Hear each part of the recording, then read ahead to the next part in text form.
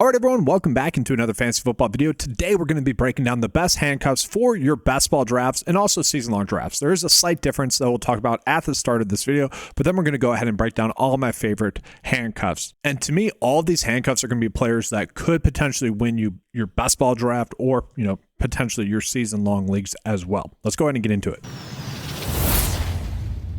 So I want to go ahead and talk about just like basic strategy when it comes to best ball drafts and really what you're trying to do when you're handcuffing. It really depends on how many drafts that you're going to be doing. So right now I haven't gotten too many drafts in on DraftKings just yet for best ball drafts. I kind of start out with Underdog, but what I want to call out here is going to be kind of the percentage here. Okay. And this is an approach that I'm taking on purpose. It's a purposeful approach here. And that's the fact that I got Blake Corum in about 33% of my drafts because I've drafted Kyren Williams in about 31% of my drafts. Okay, the whole thought process about this is, are we actually handcuffing Kyren Williams to Blake Corum in these drafts necessarily? And this is where it really depends on what types of drafts you are doing, and that's very important. So let's say you are someone that's doing about 150 drafts or kind of max entering in that regard, basically anything over 20 drafts in total. What I would say you would want to do is you would want to actually split up the drafts that you're getting Kyren Williams and Blake Corum. So you wouldn't actually be handcuffing those two together in the sense that you're getting them in the same draft. You can do that, but that does limit your upside.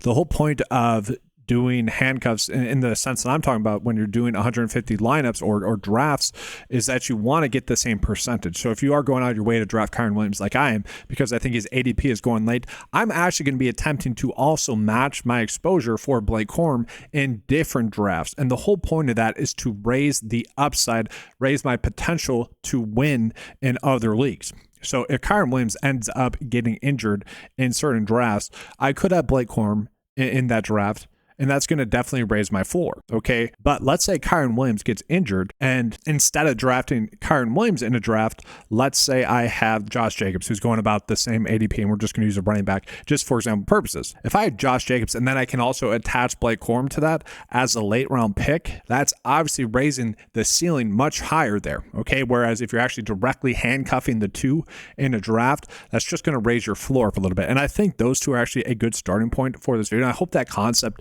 makes sense to you, okay? Because the reason you're going to do this is to raise your floor. And so again, if you are drafting 31% of Kyren Williams, then you also are going to want to be intentional about going out and getting about 31% of Blake Corum in other best ball drafts, not in the exact same one if you are doing 150 lineups. Now, obviously, if you're doing season long drafts, or if you're doing like single entry or like, 10 entry max drafts, there's a bunch of different ones, then you could actually think about directly handcuffing them, because then if you're raising your floor, that doesn't matter as much. But in terms of, obviously trying to chase that grand prize, you want to be chasing the ceiling. And so that's a better approach to go. So let's actually shift over and talk about actually why Blake Corum is actually a great handcuff to Kyren Williams. So one of the things I want to talk about is actually like last year with Blake Corum, there was a weird narrative going on with him that he was going to instantly be the running back handcuff to target. His ADP was actually higher last year than it is this year, which to me is hilarious. It's funny how that works out with, rookies that just naturally get a lot of hype, even though it doesn't necessarily make. If you guys remember last year, I was telling you to draft this guy right here, Ronnie Rivers, okay? Because I was like, all right, if Kyren Williams gets injured at the start of the season or throughout the year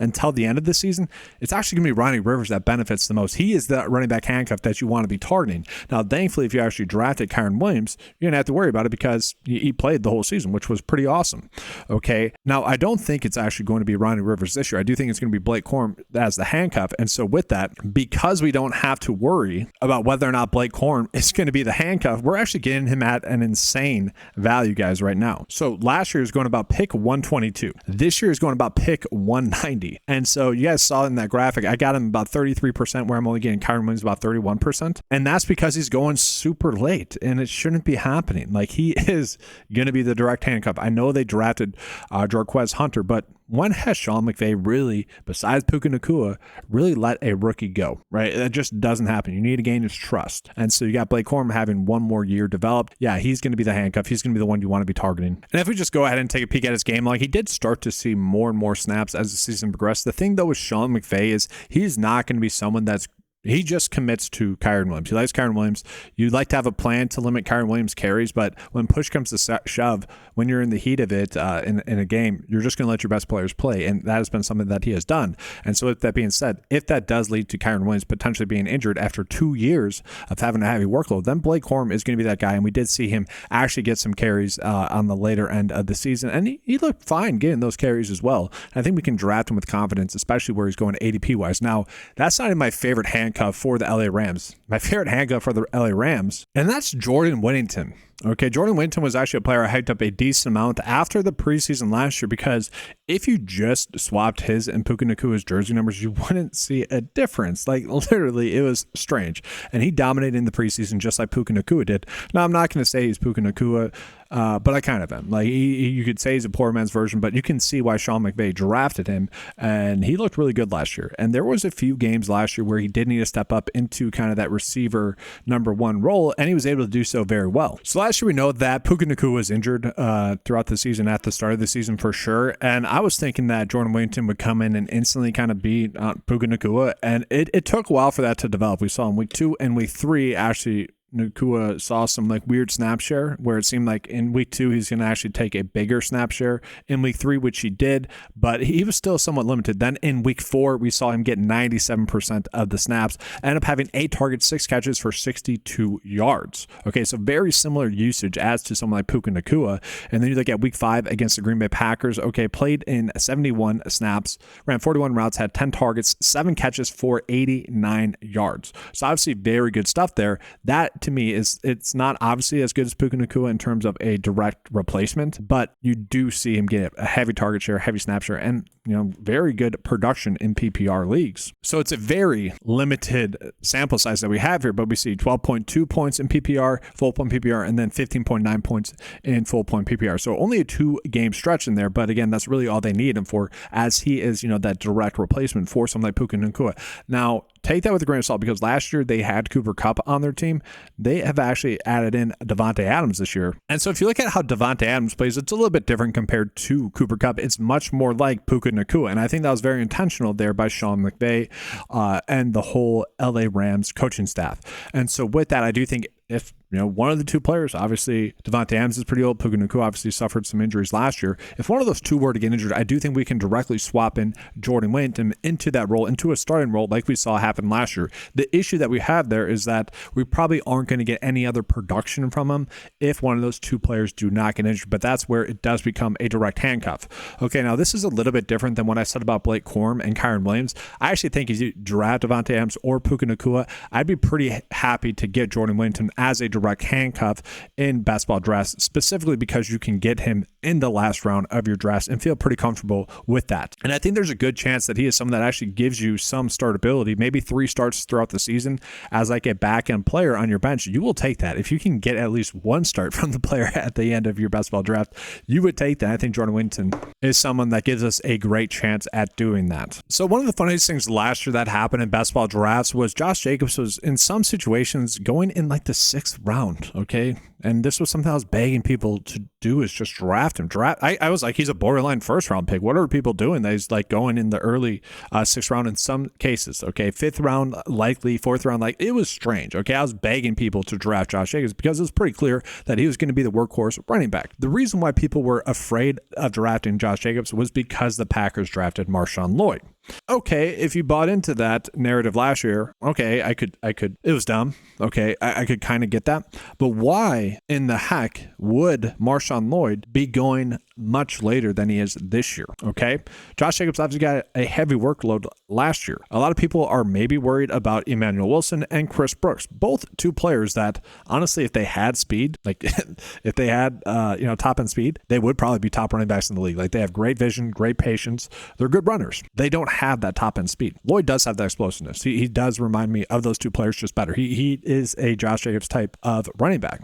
And I don't like to predict injuries at all, but maybe that heavy workload does get to Jacobs. I would not like that. I'm a Packers fan. I'm wearing a Packers hat as I'm recording this video. But the fact that we're getting Lloyd at pick 192 when we were able to get him last year at about 139, that to me is insane. Okay, that's an overcorrection. Okay, people were definitely a little bit too zealous on drafting him last year, whereas this year it's like they thought they were wrong, which they were, but now they're overcorrecting. And same thing obviously has happened with Blake Corum. These are two pretty darn solid running backs to get in handcuff scenarios. Now this is going to be much more like Kyren Williams and Blake Corum, where if you are drafting Josh Jacobs in about 150, best ball drafts, then you want to do it a little bit differently, where in different drafts you're going to go out of your way to draft Marshawn Lloyd. Now maybe you guys don't think it's going to be him. Maybe you think it's going to be Chris Brooks or Emmanuel Wilson. Then you're probably staying away. I do think there's actually a very good chance, though, if Jacobs gets injured, Lloyd would be the running back that we would want. Okay, so the next handcuff that I want to talk about is actually going to be Malik Washington. Okay, and the handcuff would be to Tyreek Hill. Now this is something that I kind of like last year as well. The issue that we have is I didn't really love the film on Malik Washington actually too much as I went back and watched it this offseason, whereas last year at the time I was like, yeah, he's a poor man's version of Tyreek Hill. He can be used in the same ways that Tyreek Hill can be used. Obviously not a direct replacement. No one's going to replace Tyreek Hill in that sense, but I was much more bullish on that take as I am right now. But at the same time, Malik Washington is basically going undrafted, and I do still think that there's a good chance that with Tyreek Hill, with all this, like, there's just weird stuff going on with him throughout this offseason, talking about, wanting to retire. He has a hand injury going on last year or this year. Last year was banged up throughout the whole season. Just a lot of weird stuff going on with him. It wouldn't be surprising to maybe see, Tyreek Hill maybe not even end up on the Dolphins at the end of the year. I could see that happen. That's within the realm of possibilities. But with all the negative stuff that's going on, I think it does make sense to attempt to handcuff Tyreek Hill in a sense with a receiver, and I think that receiver would be Malik Washington. Some people might say it's Westbrook Ikine. Maybe they're different types of receivers, but if you look at how Malik Washington can be used, it is in the same realm of Tyreek Hill. Getting some bubble screens, getting some end arounds. He's going to be moving around a lot in the offense, a lot of motion stuff, and so with that, I don't mind him. Now, when we pull up his game log from last year, it was pretty unfortunate for him that he did start off, injured and DNPing there, whereas as the season progressed, he really wasn't used all too much. We can clearly see that. But as they see, at the end of the season, 38, 55, 50, 41, he did get used a little bit more as the season progressed. And we did see him get some short yardage work, 5 targets, 52 yards, 3 receptions, 28 yards, 4 receptions, 41 yards, 4 receptions, 48 yards. So did get used, not as much in the rushing game as I would have thought on the tail end of the season. Now, you got to remember last year ended up being a wash season for them. Quarterback play was not always there. It was just a mess, really, offensively for them. And so if Tua is going to be active throughout the whole season, obviously that's a big quarterback upgrade. And I do like the fact that they did bring in Zach Wilson, who, if Tua were to get another concussion, the offense isn't completely lost as it was. I know a lot of people bash on Zach Wilson, but I think he's going to be a competent backup. Okay, I think we can be. I wouldn't say we're happy, but we'd be fine with it. And so again, a decent little handcuff there. Now I do want to talk about another handcuff for the Miami Dolphins. And it's not actually going to be Alexander Madison, who I have pictured here, but I do want to call it. He was brought in for Miami. I do think there's a chance he could actually be the running back that ends up with the most touchdowns for them. I'm not saying draft him, but I am saying I have thought about that. They also brought in Ali Gordon, the former Oklahoma State running back, who kind of a similar bigger back that I think that's kind of its own battle. It's like, who's going to be the short yards back? But then there's another player who, for Devon Achane, I think he's just a direct swap. So guys, last year I put out this kind of tweet from some of the film from Jalen Wright. I just really liked his awareness and speed. He honestly reminded me at the start of the season of Devon Achane at the start of the season as well. I'm not going to say he was Devon Achane 2.0, but I do think he was someone that actually really popped. And rumor is he's actually gained some muscle this offseason as well, probably to maybe get a little bit more of that short yards work. But I do think if we were to see Devon Achane, if Achane were to get injured, I do think it would be Jalen Wright. Now, maybe in the sense that Devon Achane was kind of used to replace Tyreek Hill in the passing game somewhat last year because he just obviously wasn't productive, was banged up. Tyreek Hill, that is. I don't think Jalen Wright would get used in that same regard, but I do think in the running backs, scheme, it would be Jalen Wright. And again, he's going pretty late. Again, I think that's a better separate running back handcuff. But at the same time, I do think maybe we do see a little bit more of a two-headed monster, maybe a three-headed monster. I mentioned, one of the bigger backs couldn't it be in the goal line backs. And if Achan's going to be involved in the passing game, maybe they do try to limit his snaps a little bit.